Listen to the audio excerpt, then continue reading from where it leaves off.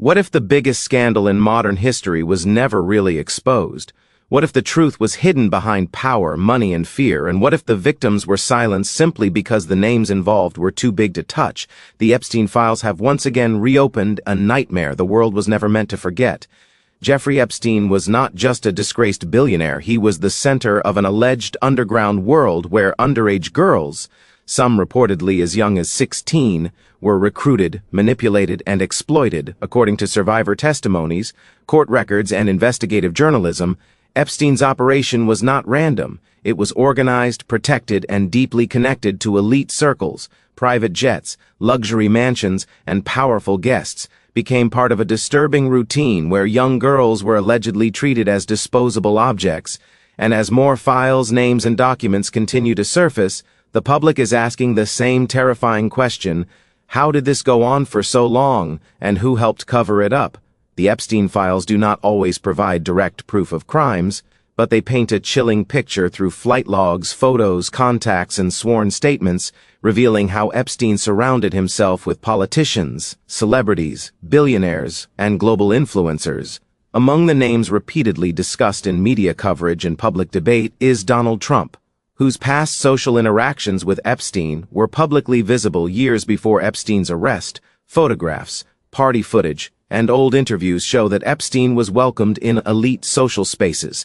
However, it is important to state clearly that being named or seen in social settings does not equal guilt, and Trump has denied any wrongdoing and stated he cut ties with Epstein long before the investigation.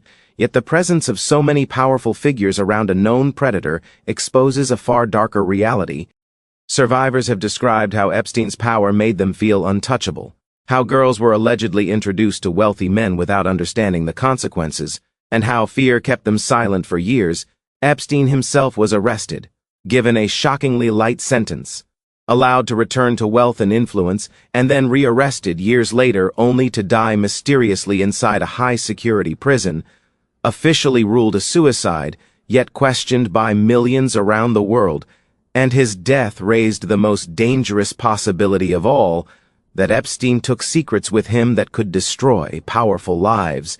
The Epstein files force us to confront uncomfortable truths, not just about one man, but about a system where justice appears different for the rich and powerless for the poor, where victims struggle to be believed, and where accountability disappears behind closed doors. Every new document, every testimony, every leaked detail adds pressure to a case that refuses to stay buried, because this is not gossip, this is about minors, abuse, and a network that allegedly thrived because no one dared to challenge it.